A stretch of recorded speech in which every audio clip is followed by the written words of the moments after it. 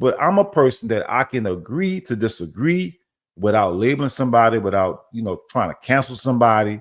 You have to get past the moment and think about the overall picture. Some of us get a little bit too sensitive when we come to hearing other people's opinions. We can't take everything like it's the end of the world. Just because he says something about Jasmine Crockett don't mean that he's against all black women. We got to cut that out, man. What's up, you guys? Welcome back to the show. As you can see, I got a whole new setup. I decided to change it up a little bit this time because I want to get a little more personal, man. Give y'all a little bit more taste of the real me and more relaxed environment. But this is We Got to Speak on It podcast. I am your boy Quay. For those who don't know, for those who do know, what's out? We in the building, man. I got some things I want to talk about. Some things been circulating within the news cycle, and some stuff that we just gonna get right into at this point. First and foremost, man, I want to talk about the situation with Ashanti. Got new pictures circulating on the internet right now. Ashanti. And before I get into the depth of the details of the situation, I want to just say, man, I'm so proud to see Nelly and Ashanti back together. Can we give a round of applause for Nelly and Ashanti being back together? Because I think there was a beautiful couple from the beginning. In the past, obviously it didn't work out, and they chose to go their separate ways. And this is a lesson in that, is that sometimes people, they may not be ready for each other at a particular time, but they circle back, or maybe later on after somebody mature or both people mature, they decide that, okay, you know what? You actually are a good person. And you was the person for me, most importantly. So people can come back together and achieve happiness within a relationship. So everybody is not necessarily, you don't have to close the door forever just because at the time you weren't ready. So it's a lesson in that, right? But more than that, they got together and they had a child. Ashanti got pregnant right afterwards, and they had a baby. And it's a beautiful thing to see, as I said, because, they got back together and they seem to be living a good life at this point. So Ashanti, recently, some pictures, she was on the beach or something like that. She had a bathing suit on, and pictures are circulating on the internet that you can see she's gained a little weight. She's gained a little weight. And I think the intention was to kind of like make her look bad, but the internet actually, what I saw from my view was a lot of people was kind of like ahead of the game, and they was giving her props. It was like, nah, that's a black woman. She looking good, because she didn't really look that bad anyway. She didn't look bad at all. She didn't look like she was looking when she was on stage, because she just had a child. But the woman is doing great, man. She looks great. To say she just had a child. And I think the attempt attack that they tried to do on her, ultimately it didn't work. Because again, most people are mature enough to know that when a woman puts her body through something like that, it's a big deal. It's a big deal, and it affects her. It affects her body, and she has to take time to recover. Some women never recover, I think sometimes that can come down to a matter of willpower, honestly. But I do understand that it's tough when you have certain type of skin and stuff on your stomach and stuff that might be harder to go away than others. Men might can lose weight a little easier versus a woman that has that loose skin and stuff like that. So it's harder for them to get back in shape. So I give her mad props, man, because she's not doing bad already, even though she had a child not that long ago. And I think people, the internet, you probably had a few people who probably had something to say. And what's one of the worst things about the internet, man. I think people have the propensity to be overcritical of situations. Some people talk as if they think that in real life, people are these fake, like they're supposed to look like a model 24/7. Like people don't have ups and downs in life. People don't go through real situations in real life. Regardless of your success, you're still a person. You're still a human, right? So my thing is, as this woman and many other women that had kids and are doing multiple things, being great in their own right, we got to know when to give women props and salute these women, man, because women put a lot. They put their body through a lot. They put their body through a whole lot. And men, we lucky enough to not have to go in that delivery room, open our legs up, and have a child come out of us. I'm gonna say that because that's something right there that I truly thank God that He didn't put on me. Because I'm telling you right now, I probably wouldn't have no damn children if I had to go in there and do it. So I salute women, and every time a woman does that, we also have to take note that there's a risk. There's a risk of dying. Pregnancy is she's risking her life to deliver that child, man. So we got to think, man. We got to think deeper than this internet stuff. People on the internet have to really think before they post stuff, think before they judge people, and understand that you have to give people acknowledgement for doing something that takes courage to do. Having a baby, putting your body through that, and seeing that, you made it through it, and you're kind of like trying to get yourself back to where you were.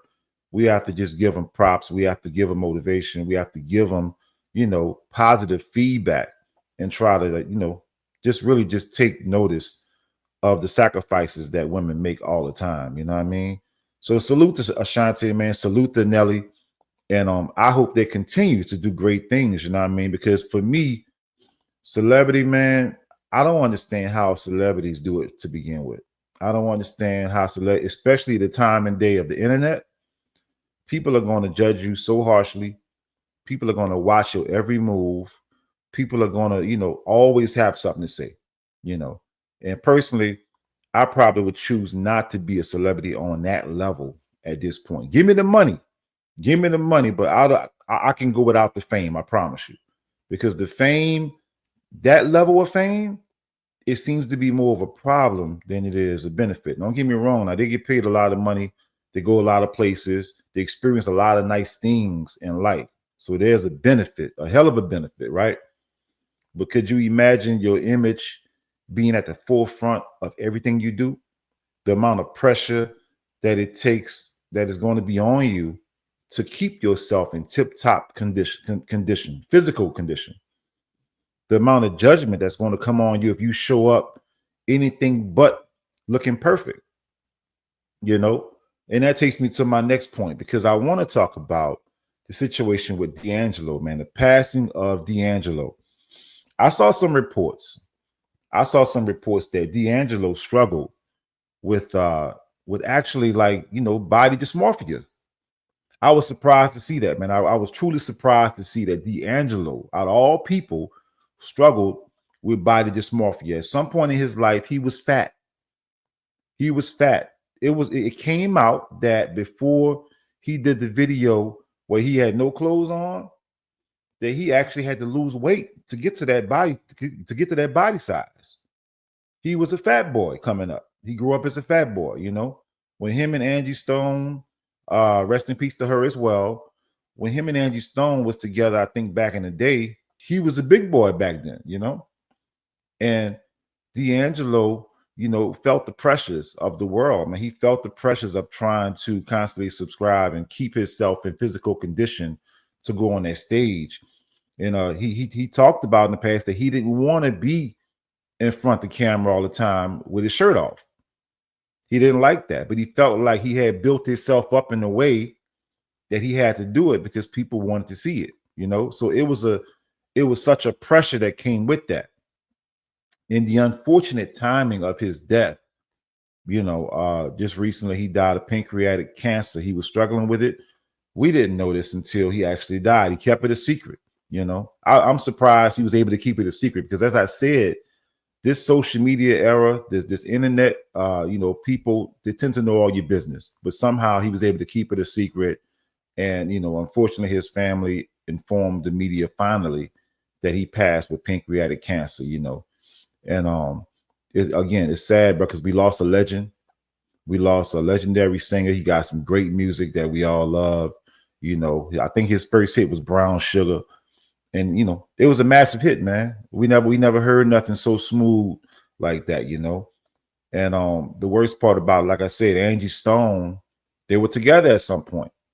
And she passed in March of this year from a car accident at her age. And she was going through health issues as well before she passed. I believe she was doing dialysis and things like that. You know, uh, hopefully I got that right. Don't quote me, but I think she was dealing with health issues as well, for sure. And the fact that she passed in March, and he just passed of pancreatic cancer, not even 5 months later, or hardly 5 months later, it go to show you, man, that some people, despite the fact that they weren't together for so many years, you know, they possibly still share some type of connection. And it's sad to say, but they might have opportunity to be back together again in heaven. And what's worse about the whole thing is they had a son, man. They have a son, 28-year-old son that they have. And he's been vocal recently. He came out and talked about how, he's feeling the loss of his dad and stuff like that. I think he just recently did a show, was on the internet. He did a show performing some of his dad's songs. And I salute this young man because he has to be under an enormous amount of pressure, stress, sadness. Just imagine losing your mom and your dad. Could you even imagine that? Personally, I can't imagine it. I'm gonna be. I cannot imagine it because I love both of my parents so much, and we all so tight. I'm blessed to have both parents. I'm blessed, to always have had both parents present in the same household personally. But for somebody to lose their mother and their father in the same year, months apart, mentally, that's got to truly almost destroy this guy, man. And I feel for him. I think we all need to say a prayer for this young man because it's going to be tough for him trying to move forward with that on his mind. So I definitely wish him nothing but strength. I pray that he gets, help from all the people in his circle that did take care of him, surround him with love because he truly is going to need it, man. He's going to need it, He's still young, 28 years old, overweight young man. I think this might be a wake-up call to him as well to start, really taking serious of his health and stuff like that and understand that life is short. Once he gets out of his mourning process, because I don't think nobody never gets over their parents dying. Nobody never gets over that, man. I can say that for sure. I know too many people that's lost parents, that's lost kids. I mean, and friends even. People that are crying every day, crying every night about the loss of their mother, the loss of their father, the loss of their son. I know people personally that struggle constantly trying to deal with these things. So I can't imagine, again, losing both parents. That's got to be a lot on anybody. You understand what I'm saying? But rest in peace to D'Angelo, man. And also rest in peace to Angie Stone. And, hopefully, we can just vibe out to some of their music and just remember them in the future and always understand that they contributed in a positive way to this music industry and to the society in general because they made us feel good at some point. You understand what I'm saying? The No Kings protest took place this weekend. And I think one of the things about this whole situation is that this government, man, is doing a piss poor job. Donald Trump, man, is oh my God. I don't know where to start with this situation because this dude is single-handedly destroying everything that this country is built on. I'm talking about everything. And now it's to the point to where people are so enraged and people are so pissed off that they're crowding the streets with a No Kings protest because, and the reason for those who don't know what a No Kings protest is basically saying that Donald Trump is moving like he thinks he's a king, like he's a ruler, he's a dictator. And people are saying that, no, we're not having no kings. You are no king. This is not a country built on kings. You know what I mean? This is not a monarchy. This is not something that is going to be ruled by one person. This is a government. This is a democracy. And again, when it gets to the point that where you are attacking people for having a different opinion, for not liking you, for speaking out on public platforms like Jimmy Kimmel, for instance, other people that's been canceled, that have been fired, that have been let go and targeted, sued, even all because you don't like what they're saying. It becomes a point where people are in fear of their jobs and freedom of speech is being taken away, which is in the amendment, which is one of our amendments. Why is it that this dude becomes president and think that he's above critique? He has to attack everybody that has something to say bad about him. It's crazy because he's moving like he thinks he's a dictator, and people are fed up. People are tired. So the No Kings protest was huge. It was huge, you know. Now, how they went about doing it, I don't know if it was right. I think that I saw somewhere where they said that they had a certain time that they agreed to go out there and protest between like 8 and 10 or something like that, 2 hours that they agreed to protest, and it was a controlled environment. I don't know what good a controlled protest is going to do. I think the whole purpose of a protest is to disrupt the situation. The whole purpose of it is to disrupt and to say, I'm pissed off, do something about it. If you've made a controlled environment, or you've put a slot into a certain area and you designate it for them to stand and protest, that's not going to really cause change the way people want to see. I don't think so, at least. But that's what they did, and without, either way, people was expressing their anger, their discomfort, that they was pissed off about this whole situation with Donald Trump, this government, and they want to see change, man. They want to see change. And it's crazy because the people who voted for Donald Trump even are pissed off. People who voted for Donald Trump have even changed their mind, and they're speaking out against him at this point. Candace Owens is one of them. There's a lot of people who was hardcore Trump supporters have now waken up. I don't know why it took this long for him to wake up, personally, because he's been saying the stuff that he's been saying from the jump. He hasn't changed his lingo. He hasn't changed much of what he's been saying. If you would have just been listening, you would have caught everything that he said and how he was saying it. Somehow, the Christians felt like he's one of us. We got to vote for Donald Trump because Donald Trump proclaims to be a Christian. He's one of us. And the most craziest thing about that whole idea is that he moves nothing like a Christian. He never has. But simply by him saying he was a Christian, they fell for it. I don't understand it, man. Judge a man by the fruit that he produces, judge him by his character, not by what he say out of his mouth.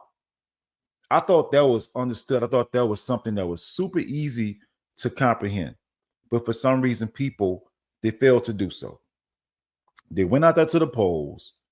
They voted for a man that has repeatedly bashed certain people, targeted certain people, said racist things, said things that were antagonistic, showed that he wasn't capable of governing and leading an entire country.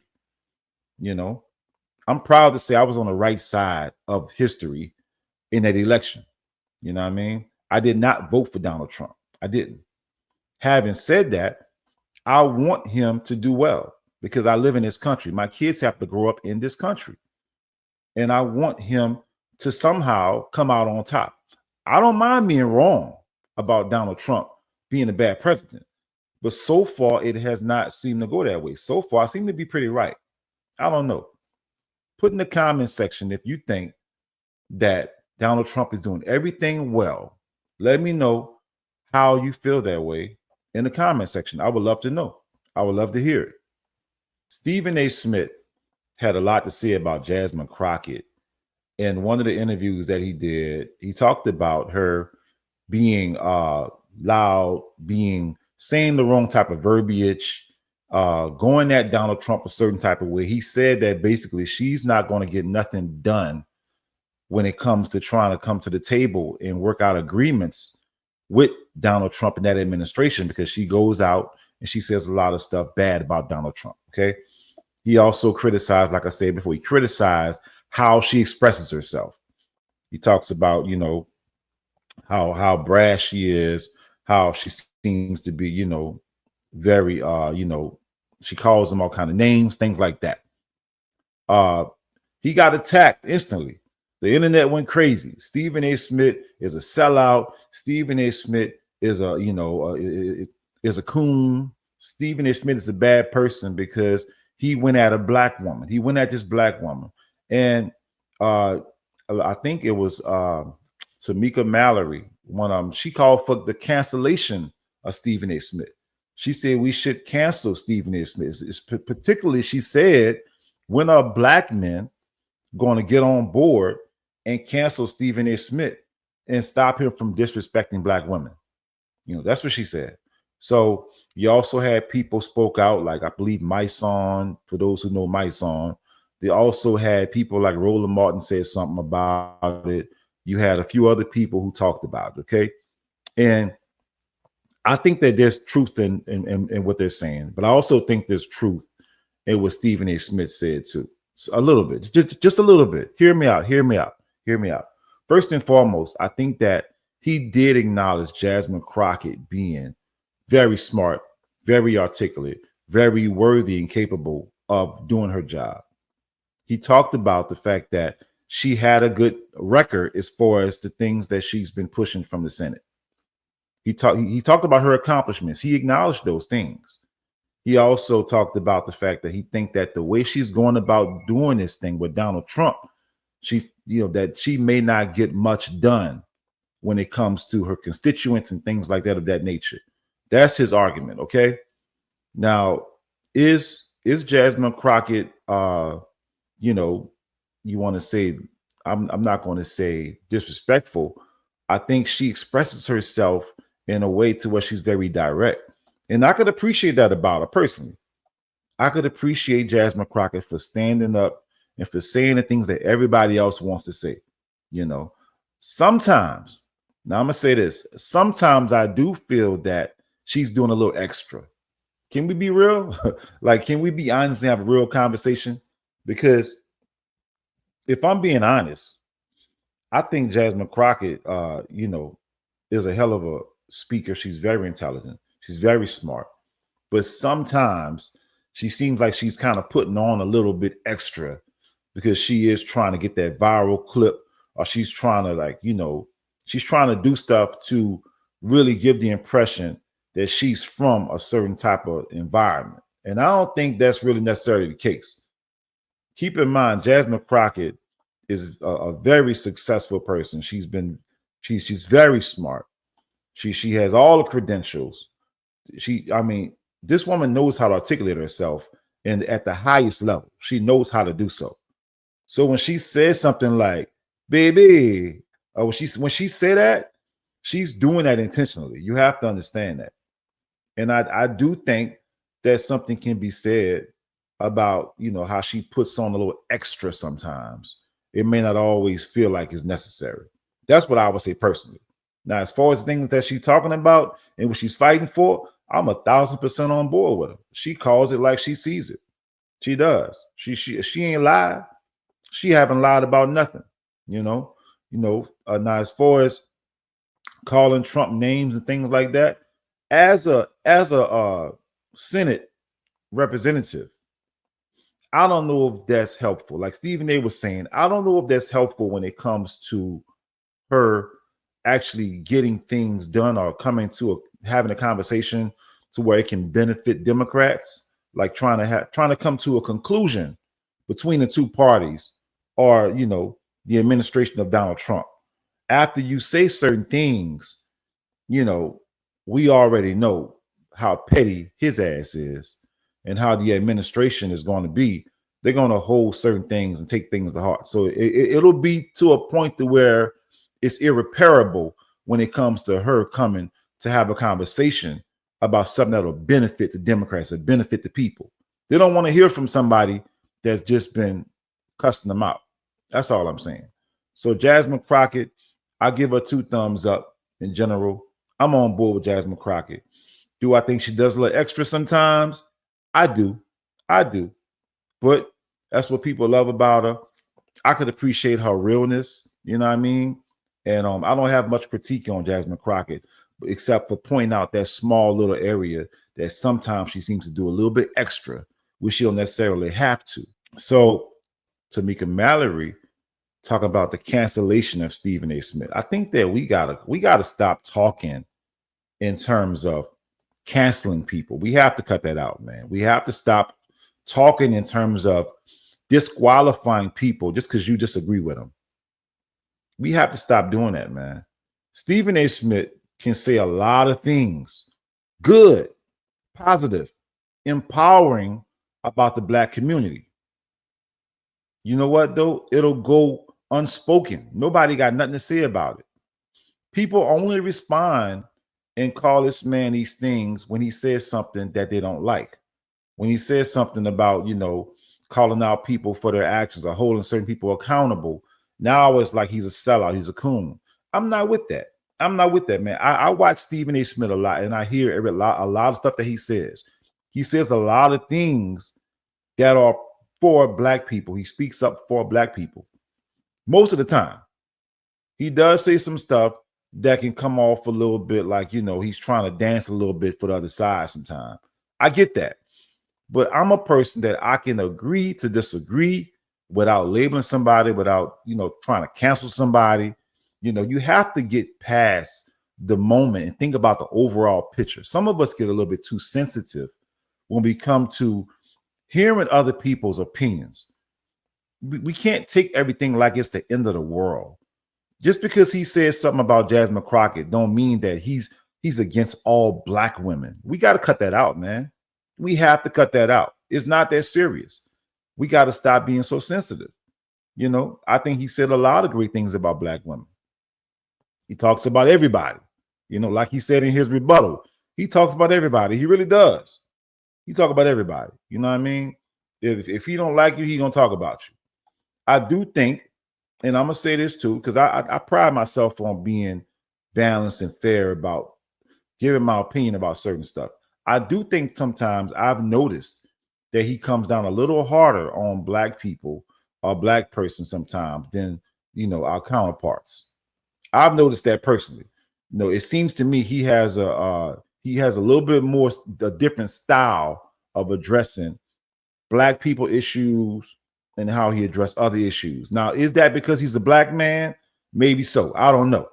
Either way, it does appear that he lets certain people off the hook a little bit more than he does Black people. His reason for it, I don't know. But that's his style of communicating. Again, I'm not a person that believes in canceling people. I'm not a person that believes in calling somebody a coon, calling somebody Uncle Tom and all this stuff too much. I mean, they got people there's specific people that are reserved for that type of language that I would use it. I'm gonna be real with you. But I don't put him in that situation because he says too much for and pro Black people to do that. It just literally makes no sense to do that when you somebody that listens to somebody talk so good and say so many things positive and put so many Black people on. Stephen A. Smith is responsible for getting so many Black people hired at ESPN alone. The man has Black women he's procreated with. He has Black kids. All his family shows up on his own personal podcast. He has a Black daughter. I mean, if you're trying to say just because you disagree with his point of view on certain topics, that you have to label him something that like that, I think it really shows the mentality and the lack of understanding and being able to just accept people's opinions on your part. You have to be bigger than that. You have to be a person to stop being so quick to judge and quick to just rule people out. You don't have to cancel nobody just to disagree with them. Let's stop being so extreme is all I'm saying. The situation with Steph Curry and Ayesha Curry has been in the internet. It's been for the last 3 weeks, I want to say. 2 weeks at least. And Steph Curry, one thing I can say about Steph Curry, man, he's an excellent basketball player. He's probably one of the greatest players to ever play the game. He's definitely probably the best shooter that we've ever seen in his lifetime. Period. If you want to compare him to Larry Bird, Ray Allen, Reggie Miller, Steph Curry, his numbers alone is above all those dudes. He shoots from the logo when he wants to. Steph Curry is hands down the best shooter in the NBA ever. I'll go forward to say that. But the situation with his wife, though, Ayesha Curry, is very confusing because she's going on multiple platforms at this point, uh, and she's talked to many different people. And a lot of her feelings have been coming out about her relationship and her role as a wife, her role as a mother. And things are in question because of the things that come out of her mouth. And I think that first and foremost, we gotta point out and understand that just because a woman becomes a wife, becomes a mother, it doesn't mean that she can't pursue her own personal dreams at that point. Okay. Every human that's born is going to have their own hopes, their own dreams, things that they aspire to be. That's a human right. Everybody sees themselves doing a certain thing in life. Okay. Now, just because she's a mother of children, just because she's a wife, doesn't mean that she can't still pursue the things that she wants in life, right? It's obvious. My thing was the thing that she was saying on the podcast shows and these different platforms was more so like, you know, I never saw myself as being a mother. I never saw myself as being married. I saw this for myself. I saw that. It comes off to me more as if she has regret for having kids and for being married. It's entirely different to speak in terms of, you know, now that I have my children, I have my husband, I'm going to start to pursue.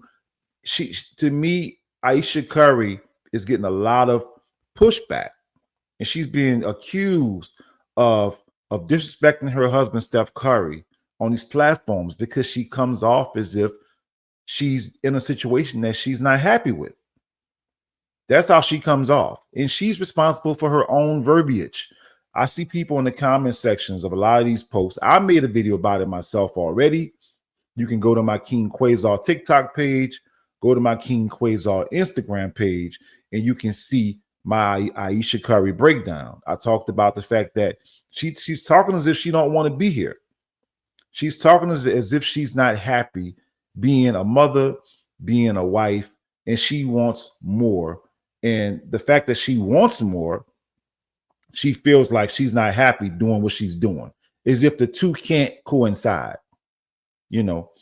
And I think the first thing that she should have done was had a conversation with her husband, obviously, and talk about the things that she wants to pursue. And if he's on board, he should be on board and supporting his wife. Every man, should be supporting his wife the same way every wife should be supporting her husband. So if he's on board and supporting her in her dreams, then the conversation shouldn't be that, talking as if what I'm doing, I'm not being fulfilled in what I'm doing, because you would be actively pursuing what you want to pursue. There's no time to look back and say, I shoulda, woulda, coulda. You made a decision to be a wife. You made a decision to have children. You have a duty to raise these children as an adult. You have a duty to, be a wife to your husband as well. Now, what else you decide to do outside of those things is your decision. You don't have to just be a wife. You don't have to just be a mother. Nobody never said that. Nobody never said that she was wrong for having her own dreams and hopes. But you have to understand that when it comes to a marriage, it's like a team. When you're on a team, there's always going to be a leader. There's going to be somebody who's second in charge, or somebody who's going to have to follow the lead a little bit. And the best type of teams, people understand their roles. If everybody wants to be a captain, ultimately the team is going to suffer. So once everybody know their roles, the team is going to thrive. The team is going to do well because people are happy in their positions. When you have somebody who wants to be raised to a higher position, or they want to challenge the leader for the top role, you're going to have a problem, period. Now, I'm not saying that's what she want to do, but what I am saying is that she comes off as if, she's not happy. And she talked about on another interview that she wanted more attention from men. She feels bad that men don't see her, is what she said.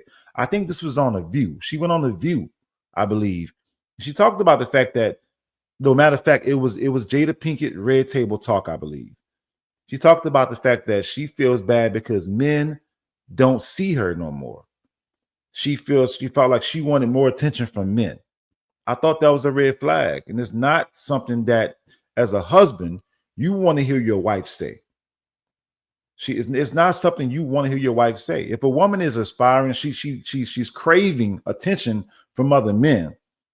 So much so to the point that where she's going on platforms saying it out her mouth. You got to understand that this is not the way to go about dealing with situations like that when you are a wife. When you are a wife, you're speaking for your husband as well. And Ayesha Curry got this thing to where she's constantly making Steph Curry look stupid. I'm going to say that flat out. She's making him look stupid because everything that you say that you're not happy with, everything that you say that you want attention from other men and things like that, is making him look bad, especially when you're talking about how other men view him. Now, I'm going to give you the man perspective because that's all I can do as a man. As a man, when you're sitting here telling other women that you want attention from other men, Steph Curry gets around his homeboys and they're looking at him like, man, you know what I mean? You know, what's up with your girl? You know, that's embarrassing. Now, he'll never come out and say that. Somebody asked me and say, did Steph Curry say he had a problem with it? No, he didn't say he had a problem with it because he wouldn't do it. Men are prideful. Men are very prideful. Men would never come out and say something to make themselves look weak especially when it relates to their family, their wife. Okay. So he's not going to say that, but of course he's going to feel that because the internet is going to internet. The internet is going to put him on Front Street constantly and say, Steph, what are you doing? What's up with your wife, bro? Why is she asking for other men attention? In another interview, another platform she was on, I believe some guys came out with no shirts on. It was some male strippers or something like that. She took her ring off. Do you understand how disrespectful that is? So when I make the video talking about her latest comments, saying that she wanted more, she never saw herself being a wife, she never saw herself being a mother. When I make those comments that she doesn't want to be in this relationship, she's unhappy, I should say, it was based off of everything that she's done and that she said. I want to be clear about that because a lot of the women feel like, you know, are you guys trying to say that women can't want something else in their life other than just being a wife and being a mother? No, that's not what I'm saying at all. That's not the case at all.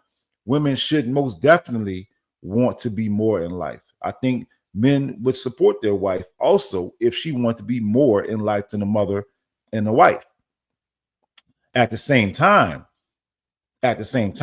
when you have so much other stuff that you've said and done, along with these comments that you never wanted this stuff be a wife and a mother, it definitely appears, the overall picture definitely appears that this is not the life that you want.